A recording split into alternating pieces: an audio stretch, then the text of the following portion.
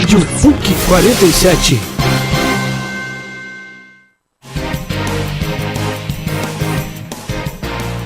Bom dia, eu sou Letícia Justino e hoje vamos falar sobre um assunto que tem sido muito repercutido e pauta de discussão no Senado Federal, a legalização do aborto. Aqui comigo estão os repórteres Rodrigo Ferreira e Letícia Simeonato, que vão ajudar na discussão de hoje. Bom dia, Rodrigo, tudo bem? Bom dia, Letícia. Bom dia, Letícia, tudo pronto para hoje? Tudo pronto, vamos lá. A PEC 29 de 2015, que está para ser aprovada no Senado Federal, propõe alterar o artigo 5º da Constituição, referente à violação do direito da vida, que acontece desde a sua concepção. Segundo a agência pública, a cada 2 dias, uma mulher morre por causa do aborto no Brasil, e são feitos cerca de 1 milhão de abortos clandestinos todos os anos. No Brasil, o aborto é considerado crime contra a vida humana pelo Código Penal Brasileiro de 1984. Ele prevê a prisão da gestante que faz o aborto ou aquela que induz o outro a realizá-lo. E para falar mais sobre esse assunto que gera diferentes opiniões, chamamos as convidadas Maria Emília Chipalir e Júlia Helena Marques de Souza. A Maria Emília é médica e também é formada em Teologia pela PUC Campinas, fez mestrado e é doutoranda em Bioética pelo Centro Universitário de São Camilo. A convidada Júlia Helena é estudante de Ciências Sociais na PUC Campinas e participa da Marcha Mundial das Mulheres, uma organização feminina que tem como uma de suas pautas principais a legalização do aborto. Bom dia, Maria. Bom dia. Bom dia, Júlia. Bom dia. Obrigada por estarem com a gente nessa manhã, por ter aceitado o nosso convite. E para começarmos o programa, a primeira pergunta: como que começou esse interesse de vocês pelo assunto? Pode começar pela Maria Emília. Então, eu como médica é uma coisa que me interessa, né? Claro que a questão da vida, como cidadã, né? E como bioeticista, que é uma das coisas que me encantam, né? A bioética. Uhum. Júlia? Então, acho que principalmente por ser mulher, em primeiro lugar, né? Que acho que é um assunto que diz muito sobre nós, mulheres. E a partir de quando eu comecei a me organizar enquanto feminista, enquanto participante de uma organização séria que debate esse assunto seriamente e que acredita na libertação das mulheres, e a legalização do aborto é a libertação da mulher. Uhum. Antes de continuarmos com o debate, vamos chamar o repórter Matheus Vinícius, que tem alguns dados sobre o aborto no Brasil. Bom dia, Matheus. Pesquisa feita pela OMS entre 1990 e 2014 mostrou que os países que proíbem o aborto são os que têm os maiores números de ocorrência, enquanto nos países legalizados as taxas caem.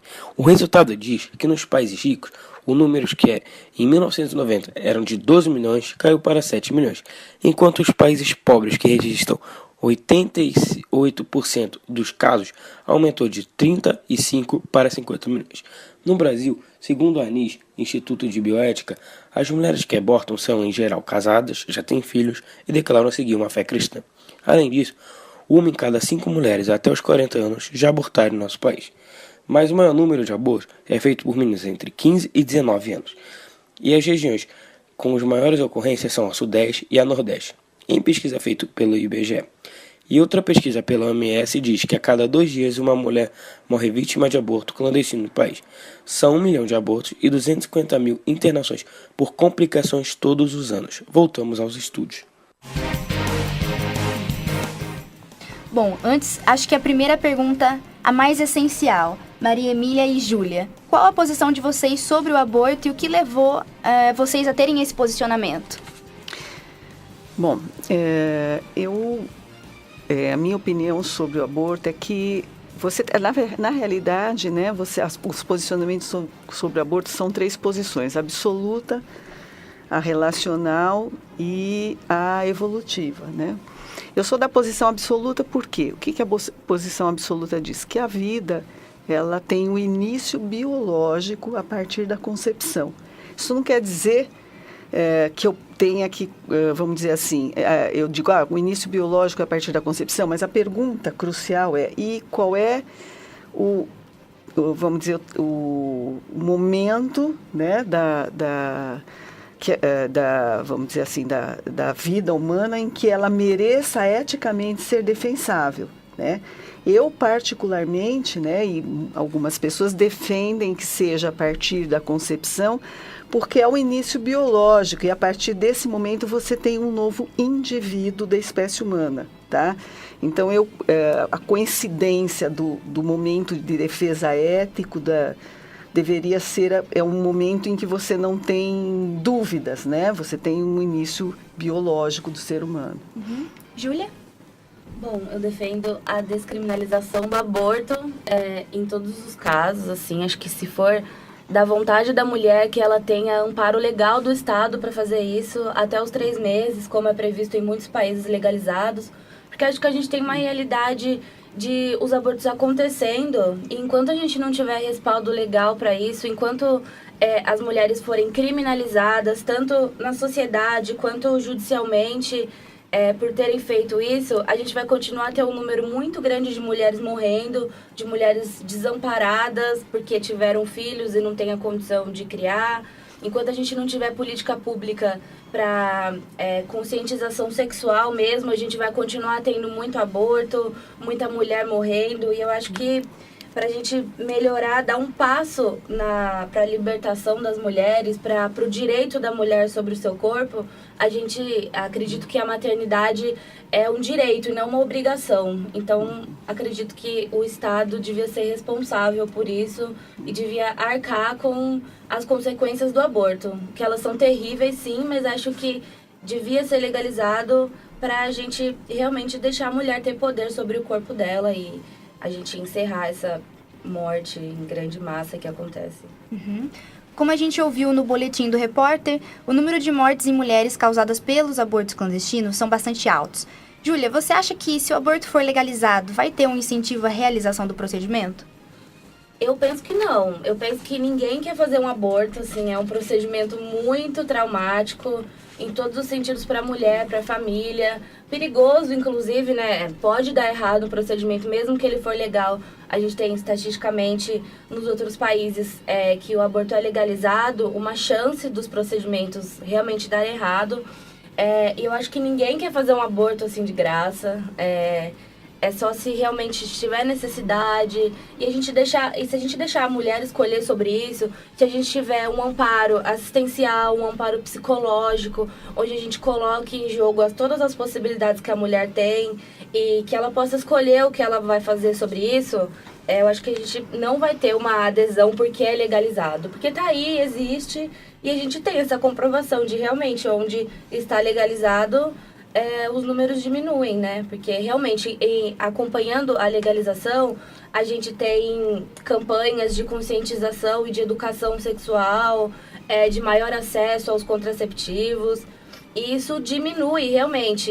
Infelizmente, a gente não tem isso e a gente acaba tendo essa realidade de muitos abortos no Brasil. Mas acho que com a legalização e todas essas campanhas do Estado, a gente conseguiria, inclusive, uma diminuição dos casos mesmo. Nós vamos agora com uma pergunta do Rodrigo Ferreira. Rodrigo? Maria Emília, existe um argumento que diz que se o aborto for legalizado, a vida da mulher vai se tornar bem mais importante em detrimento da vida do feto, né? O que você acha disso? Isso é uma realidade. Veja bem, quando a gente pensa em reprodução humana, né, o ser humano é um ser relacional. E como ser relacional, né, ele tem que prever a alteridade, o outro. Então, quando a gente fala em autonomia, né, e a Júlia falou muito bem sobre a autonomia da mulher, mas quando a gente olha o que significa autonomia, né, da filosofia moderna para Kant, a autonomia ela é extremamente relacional, porque ela é totalmente autônoma, ou seja, não depende de Deus, de sentimento, né, ela é fixa na razão e ela tem que olhar o outro. E a reprodução humana, ela é extremamente relacional. Então, você privilegiar a autonomia de um ator social só, ela não vai responder eticamente à questão da reprodução. Então, a autonomia só da mulher, não. A gente tem que olhar todos os atores sociais. A gente tem que olhar a criança, a gente tem que olhar o pai e a gente tem que olhar a sociedade e a humanidade, né? A identidade humanitária. Eu acho que só assim a gente responde eticamente esse questionamento da autonomia. Na minha tese doutoral, eu fiz um levantamento sócio-histórico, eu gosto muito de sociologia, viu, Júlia? Da questão da mulher e da opressão da mulher durante todos os tempos históricos. A mulher foi muito oprimida, muito discriminada, né? Eu até brinquei quando eu acabei o levantamento, falei, não sabia que eu tinha sido tão discriminada. Sabia que tinha, mas nem tanto. E a gente até consegue entender essa exaltação da autonomia da mulher hoje, que responde dessa forma a uma opressão milenar. Mas o meu questionamento esse é o caminho, né? Essa exaltação da autonomia vai empoderar a mulher? Não, né? A gente precisa ter uma resposta que seja equilibrada na balança, né? Que todas as pessoas sejam levadas em consideração, não apenas a mulher, mas o homem também, que tem uma participação importante na concepção, né? O homem está sendo deixado de lado nessa estrutura, e a criança também, que é um novo ser humano, tá? A gente vai agora com uma pergunta da Letícia Simeonato. Letícia? Oi, eu quero fazer uma pergunta para a Júlia. Júlia, muitas pessoas a favor da legalização do aborto têm o argumento de que a mulher tem direito ao seu corpo, portanto, ela tem direito de fazer o que ela quiser. Em contraposição, as pessoas contrárias à legalização dizem que quando ela está grávida, ela também está gestando o corpo de outra vida. Eu queria saber qual a sua opinião sobre isso, sobre esses dois argumentos.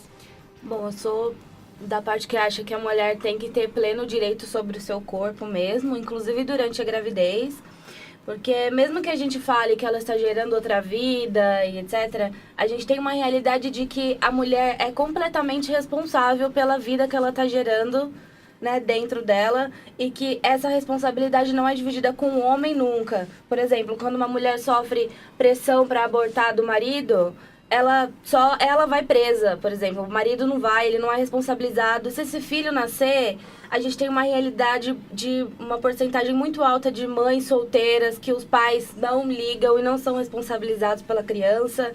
E então, mesmo que a gente diga que ela está gerando outra vida dentro dela e que não é ela que tem que decidir, eu acho que é a mulher que tem que decidir, ela que tem o direito sobre o corpo dela, porque homens não são responsabilizados nesse caso e o Estado não se posiciona para que essa vida siga em frente, para que essa vida dê certo, para que a gente tenha uma realidade de uma criança que vai crescer com educação, com segurança, como deveria crescer, né? Mesmo que ela não seja amparada pela maternidade. Então, eu acho que a mulher tem que escolher sobre o corpo dela, mesmo no caso da gravidez. Maria Emília, hoje em dia a gente vive no estado laico, né?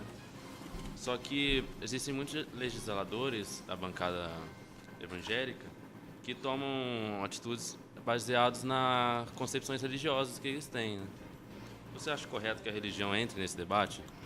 Não, eu acho que a religião, quando você se posiciona, né, mesmo que você tenha sua crença religiosa, você deve ter argumentos laicos, argumentos que sejam éticos, que sejam, enfim, o argumento metafísico, eu acho que não deve ser levado em conta. Eu nunca levei esse tipo de argumento. Nunca usei, eu estava conversando com a Júlia, né, o campo epistêmico teológico para uma discussão bioética. Eu acho que não... A bioética, ela é multidisciplinar, até poderia, na discussão bioética, tá? Mas eu acho que na hora da gente, vamos dizer assim, eleger uma bioética laica, ela é melhor sem um argumento metafísico. Eu queria fazer só uma colocação quanto à questão da pobreza, né? Eu acho que a Júlia, ela falou muito bem da questão estrutural. Eu só queria fazer uma ressalva, realmente... Nós temos uma questão estrutural muito grave de pobreza, né, em que a situação da mulher é difícil. Só que a gente não pode resolver uma questão estrutural grave com soluções imediatistas, antiéticas, tá? Que são soluções baratas. Eu digo assim que para o pobre é sempre a morte, né? Quando, para você resolver, e a Júlia falou muito bem, a questão da saúde pública, você tem que investir em saúde pública, educação, isso fica caro, né? O barato é o aborto, tá? Então, quando eu olho para uma mulher pobre e digo que ela está grávida, eu digo, você pode abortar essa criança porque você é pobre, eu estou olhando para aquela criança e dizendo, no mundo não tem lugar para você porque você é pobre. Isso é uma eugenia social.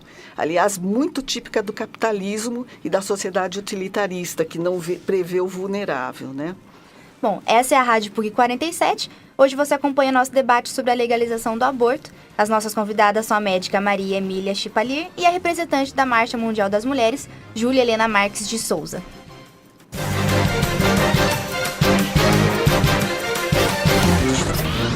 Rádio PUC 47.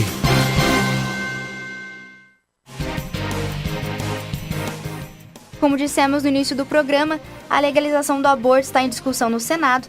Mas afinal, o que diz a legislação hoje sobre a questão do aborto no Brasil? É o que vamos conferir com a repórter Júlia Sieri. Segundo a legislação brasileira, no artigo 124 do Código Penal, o aborto é considerado crime contra a vida humana, sob pena de 1 a 3 anos, se ele for feito pela gestante ou se tiver o consentimento da mesma. A Constituição brasileira protege a vida humana sem distinções. Ela considera que a vida se inicia na fecundação do espermatozoide no óvulo, passando a partir desse momento a garantir ao embrião todos os direitos civis. O aborto, no Brasil, só pode ocorrer em 3 casos: se oferecer risco de vida à mãe, se for um caso de estupro, ou então se a criança tiver má formação no feto ou no cérebro. Voltamos aos estúdios. Qual a opinião de vocês sobre essa atual legislação no nosso país? Veja bem, uma sociedade, quando ela começa a condenar os vulneráveis, quando ela não protege mais os vulneráveis, ela é uma sociedade que eticamente ela caminha para uma degradação, né? E eu digo vulneráveis em todos os sentidos, né? A vida humana, na realidade, o critério para você dizer alguém é humano não é mais o morfológico, né? Isso já foi superado, a gente sabe que pertence à espécie humana. Então, a vida humana, ela não é estática, eu não digo, o adulto é o protótipo do que é ser humano.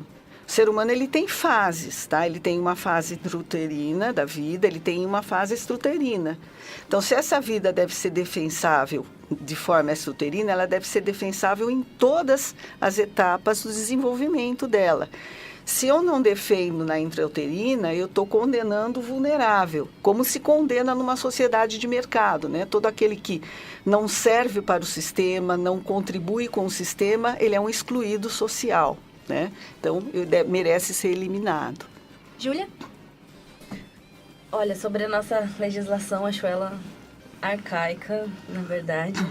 Acho que é baseada na própria colonização que a América Latina teve por espanhóis e portugueses, que é baseada, assim, no cristianismo.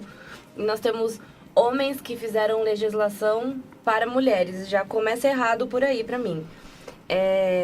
Eu acho que, óbvio, a legislação está errada, está atrasada, não está acompanhando o ritmo, como as coisas cresceram. O capitalismo está aí, ele está na nossa frente e as mulheres estão morrendo. Então, acho que a gente precisa de uma medida drástica, talvez paliativa, mas drástica, para a gente impedir que essas mortes continuem acontecendo e que a gente continue tendo essa realidade de mulheres morrendo em verdadeiros açougues que fazem procedimentos e mulheres desesperadas usando de métodos assim, inenarráveis aqui para realizar o aborto. Então, acho que eu sou a favor da descriminalização do aborto e é isso. Acho que a legislação está errada, está atrasada e é arcaica. Letícia tem uma pergunta? A Júlia, já tiveram várias tentativas de legalizar o aborto no Brasil. Por que você acredita que nenhuma conseguiu ser aprovada até agora? Olha, porque eu acho que, em primeiro lugar, a gente tem um Congresso extremamente conservador atualmente, assim. Acho que a gente tem a maior taxa de conservadorismo dentro do Congresso e a gente tem uma maioria de homens na política. E a gente sabe que homens discutem coisas para as mulheres, mas não é a mesma coisa. Então, acho que um passo para a gente conseguir avançar nesse debate em Brasília seria a gente elegendo mais mulheres, né, para o Congresso, que a gente conseguiria fazer esse debate mais claramente, assim, com as mulheres impondo as posições delas, e não homens e não pessoas representantes de religiões, porque em Brasília é onde acaba caindo mesmo a argumentação contra o aborto, né, na religião em pessoas representando, tentando legislar em causa própria, né, para suas concepções de vida. Então, em primeiro lugar, a gente teria que colocar na cabeça daquele povo que o Estado é laico, que é uma coisa que eles não entenderam ainda, né? E é isso, fazer valer essa parte da Constituição, e aí a gente discutiria num debate honesto sobre isso, e sem religião, em primeiro lugar. A gente vai falar agora sobre a discussão no Senado para proibir totalmente o aborto. A repórter Yasmin Rachid tem as informações. O Senado está tentando aprovar a proposta de emenda à Constituição número 29 de 2015, conhecida como PEC 29, que propõe alterar o artigo 5º da Constituição Federal, incluindo a informação de que não se pode violar o direito à vida desde a concepção. A PEC tem levantado muitas discussões. Uma delas é que, se aprovada, qualquer tipo de aborto poderia ser proibido, até mesmo os que já são legalizados no Brasil, que são em caso de estupro, risco de morte para a mãe e casos de anencefalia. Além da possível proibição do aborto, outra questão levantada é que a PEC também poderia afetar os tratamentos de fertilização in vitro e pesquisas com células-tronco embrionárias, ou seja, qualquer procedimento que ameace a existência de um óvulo fecundado por um espermatozoide corre o risco de ser proibido. De acordo com a consulta pública feita pelo site do Senado Federal, mais de 39% são contra a aprovação da PEC 29, enquanto que mais de 17% são a favor. Eu sou Yasmin Rachid e voltamos aos estúdios. Se a PEC 29 realmente for aprovada, ela vai estar proibindo totalmente o aborto. E até que ponto vocês consideram isso prejudicial à vida da saúde pública do Brasil? Bom, isso é totalmente prejudicial à saúde pública. Acho que, novamente, nós temos pessoas religiosas tentando impedir que tenhamos avanços na sociedade. Isso me lembra um pouco o projeto de lei 5069 do Eduardo Cunha, que causou uma grande mobilização das mulheres, né?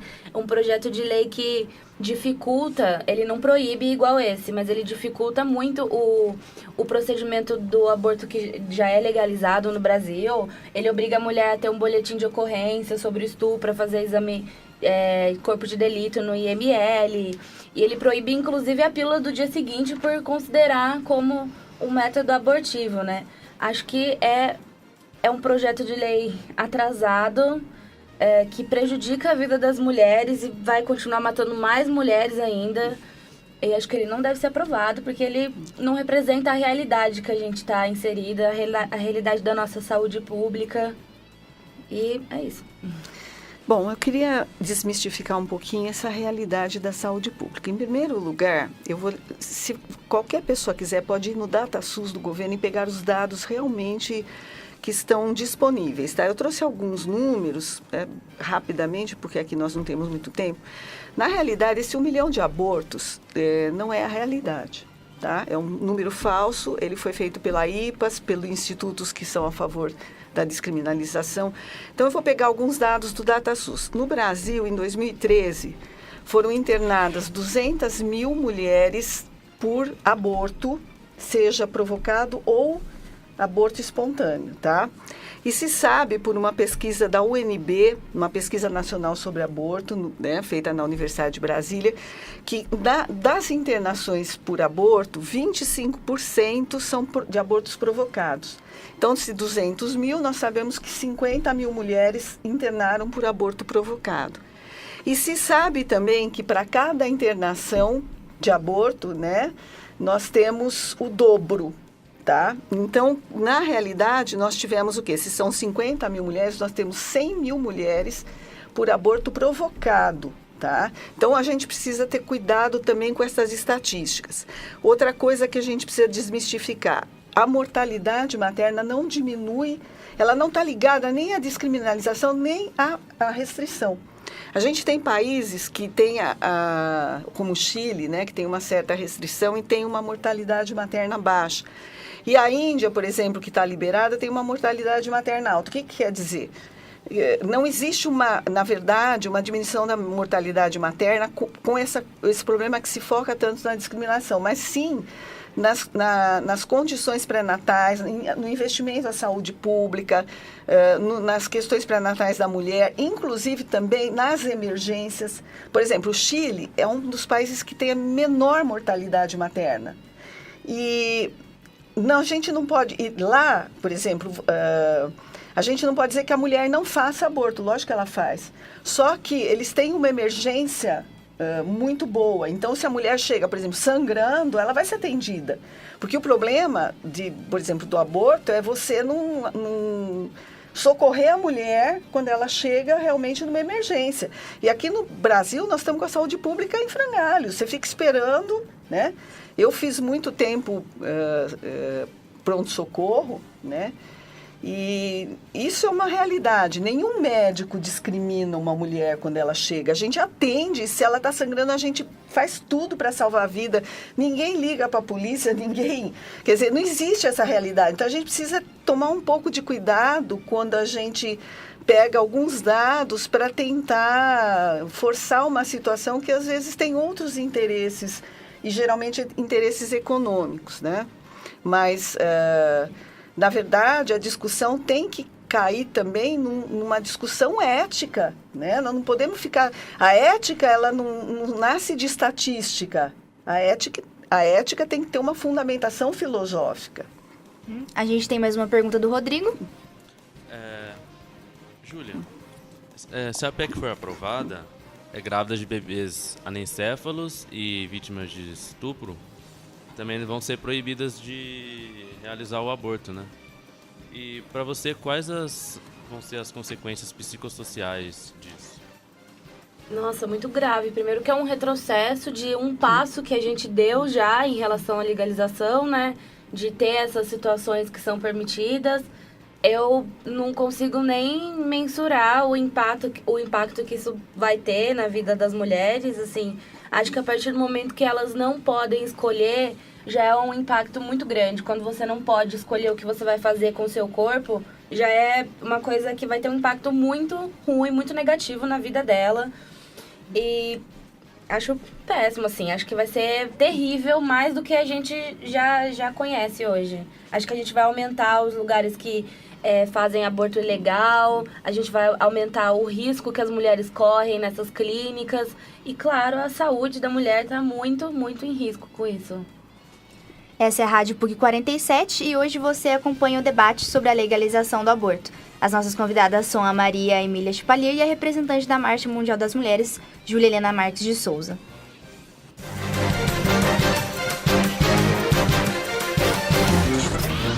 Rádio PUC 47.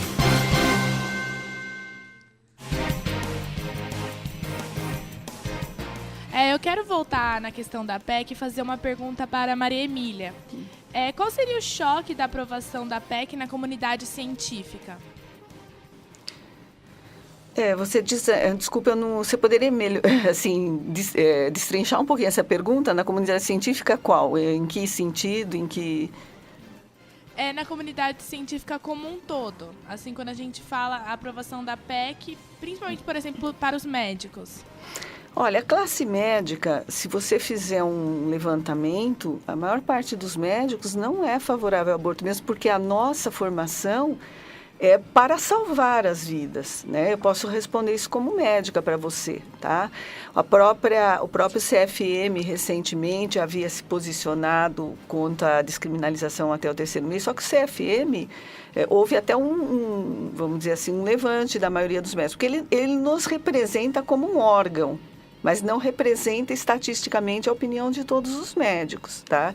Então, agora, comunidade científica é relativo. Eu estou falando em relação aos médicos, eu acredito que seja essa posição. Se a gente pegar o Código de Ética Médica, ele é um código muito bem feito em termos de preservação da vida, tá? Em todos os sentidos, inclusive prevendo um status diferente para o embrião humano, né, que sempre deve ser respeitado. Nesse ponto, até eu gostaria de fazer uma ressalva. O que me preocupa um pouco quanto à questão da descriminalização do aborto em malformações é que a gente está caminhando por uma sociedade eugênica, né?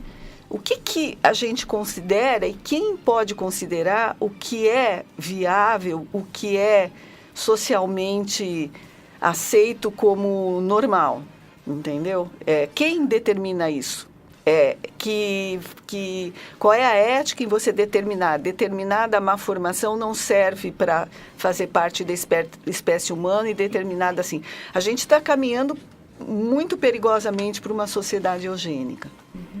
O aborto é um dos principais assuntos discutidos na sociedade hoje. Ele é formado por diferentes opiniões que a todo momento tentam chegar a uma possível conclusão. Eu gostaria de pedir para as nossas duas convidadas fazerem as suas considerações finais. Bom, eu acho assim, realmente a gente não pode deixar de passar esse assunto sobre uma discussão ética importante. A Júlia falava muito bem, a mulher ela tem direito sobre o seu corpo, né? Eu sou mulher também, sempre fui muito feminista. Sou uma das primeiras cirurgiãs aqui de Campinas, num tempo que a mulher era bastante discriminada, né? Mas a gente precisa pensar que a mulher tem escolhas, realmente, a gravidez é uma escolha. Mas a partir do momento que você tem um outro ser humano dentro de você, você é responsável por esse ser humano. Porque senão daqui a pouco a gente vai dizer também, olha, o meu pai e a minha mãe velhos me incomodam, né? Então nós vamos fazer uma eutanásia social também. Então são questões éticas sérias que não podem ser levantadas apenas sem uma discussão, sem passar por um debate que leve essas questões éticas e não apenas as questões estatísticas em consideração. Júlia? Bom, queria dizer primeiro que eu estou aqui representando um acúmulo de debate, né, da minha organização, assim, de mulheres organizadas que se preocupam bastante com esse assunto. E acho que é isso, a gente tem que continuar impondo essa pauta, que ela é muito importante, mesmo que nós claramente não tenhamos a aprovação de todo mundo. Acho que é uma pauta muito importante para o caminho que o movimento feminista procura e segue, né, que é da libertação das mulheres, do direito das mulheres sobre os seus corpos, de direito de decidir, o direito e não a obrigação sobre a maternidade. E acho que temos que continuar discutindo isso em todos os espaços e continuar levando para todos os lugares. E queria, inclusive, agradecer vocês por terem colocado 2 mulheres nesse debate, que eu acho muito importante, né? Esse debate ser feito por mulheres, contra e a favor. E é isso. Esperamos ter contribuído com o debate. A gente agradece a presença das duas convidadas, a médica Maria Emília e a Júlia Helena, que faz representante da Marcha Mundial das Mulheres. Muito obrigada pela participação de vocês, terem aceitado o nosso convite. Essa mesa redonda sobre a legalização do aborto é uma produção dos alunos do 2º ano de jornalismo, turma 3 Matutino, com a coordenação geral de Júlia Sieri e produção técnica de Vinícius Dias, e orientação da professora Ivete Cardoso Roldão. Obrigado por ter nos acompanhado até aqui, tenham um bom dia e até a próxima.